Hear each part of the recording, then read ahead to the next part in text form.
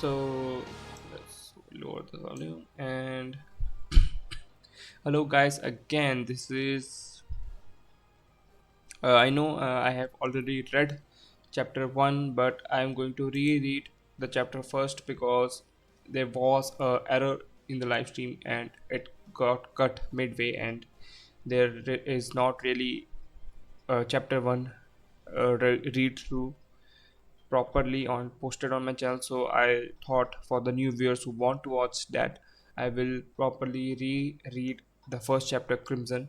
And I'm sorry because it is not my original reaction, and also because of my pronunciations and my accent.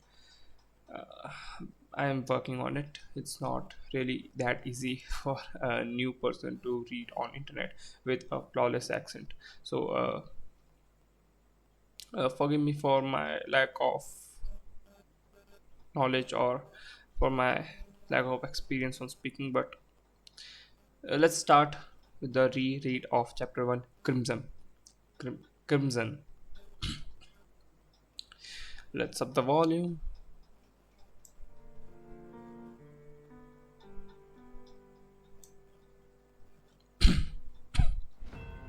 Okay, that's much better.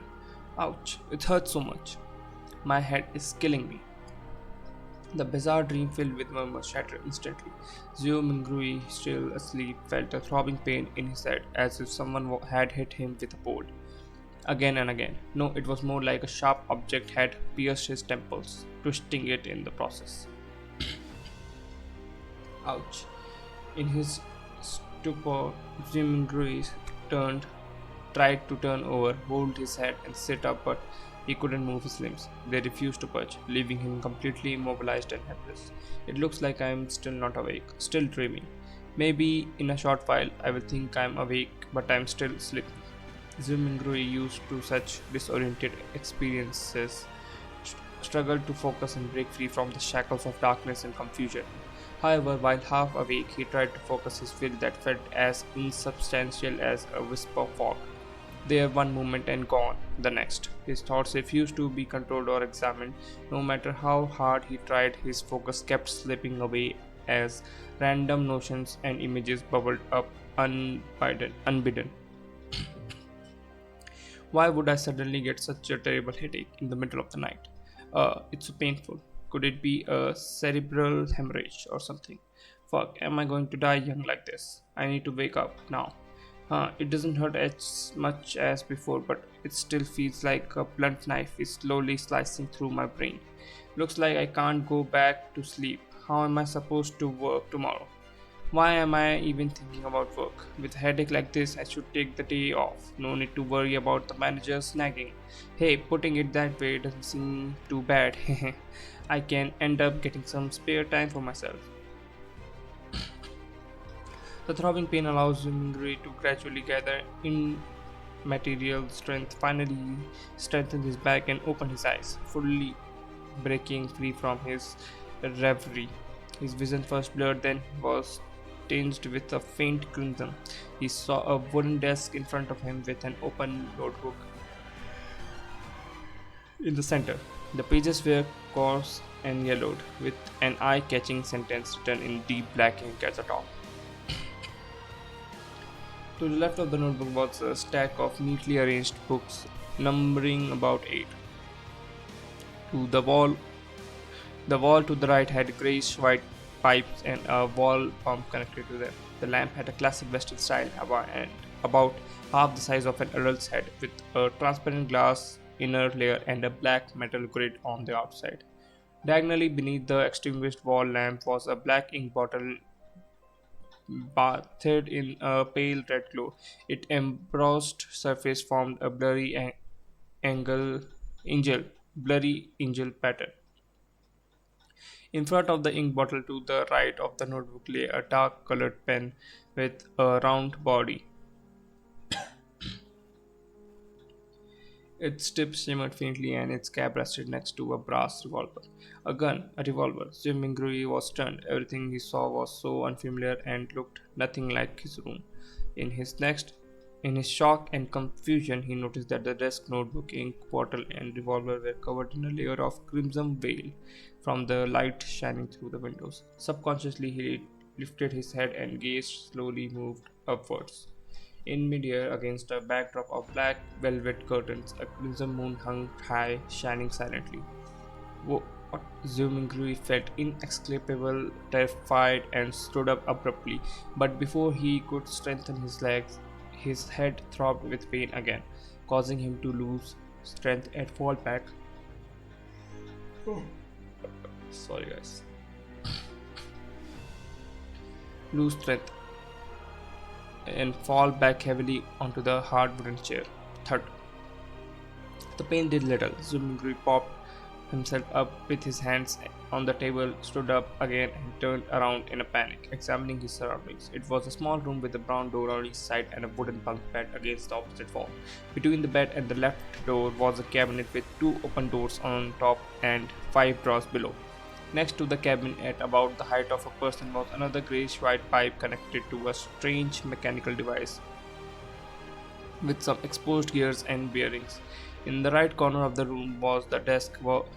Near the desk was items resembling coal stoves, along with soup pots, iron pots, and other kitchen utensils. Across from the right door was a dressing mirror with two cracks. Its wooden base had simple and plain patterns. With a quick glance, Jimmy caught a glimpse of himself in the mirror. The current him, black hair, brown eyes, a linen shirt, a thin build, average features, but with a rather deep outline. Jimmy grasped, his mind flooded with helpless and confused thoughts. The revolver, the classical Western decor, and the crimson moon, different from Earth's moon, all indicated one thing. Could I have transmigrated? Zimingri's mouth slowly opened. He had grown up reading web novels and often fantasized about such scenarios, but when it really happened, he found it hard to accept. Almost a minute later, Zimingri muttered to himself, trying to find some humor in his situation. बहुत ही I'm feeling very sleepy for some reason. Where were we? Almost a minute later, Zimri muttered to himself, trying to find some humor in this situation. This is probably what it means to love a fantasy. If it weren't for the persistent headache keeping his thoughts sharp, he would have definitely thought he was dreaming. Calm down, calm down, calm down. After taking a few deep breaths, Zimri tried hard to stop panicking. At that moment, as his mind and body calmed down, memories began flooding him, slowly appearing in his mind. Klein Moretti, a citizen of Northern Continent's Leon Kingdom, SY city of Tingen, he is also a recent graduate from the Department of History at Koei University. His father was a sergeant in the Imperial Army who died in a colonial conflict on the southern continent. The compensation money allowed Klein to attend a private grammar school, laying the foundation for his university admission. His mother was a devotee of the eminent goddess. He passed away the year Klein passed the entrance exam to Korea University. He also has an elder brother and a younger sister. They live together in a two-bedroom apartment. Their family is not wealthy, even struggling. They are currently supported by his elder brother, who works as a clerk at an import and export company. As a history graduate, Klein had learned the ancient Fesak language, considered the source of all languages. In the northern continent, sorry guys, in the northern continent, and Hermes language often found in ancient mausoleums related to rituals and prayers. Hermes language. Zumingri's mind stirred. He reached out to rub his throbbing temples and looked at the open notebook on his desk. The text on the yellow paper went from strange to alien, then from alien to familiar until it became readable. It was text written in Hermes language. The dark ink said, "Everyone will die, including me." His zooming to it felt inescapable horror. He instinctively leaned back, trying to distanced himself from the notebook and the text on it. He was so weak he nearly fell but managed to grab the edge of the table in a panic. The surrounding air felt turbulent with faint whispers echoing around him. It reminded him of hearing horror stories from his elders when he was young. He shook his head, telling himself it was just an illusion. Seemingly steadied himself, shifted his gaze from the notebook, and took deep breaths.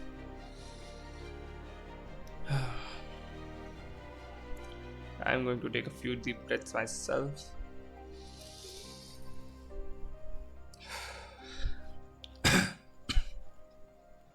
This time his gaze landed on the simmering brass revolver. A sudden question popped into his mind.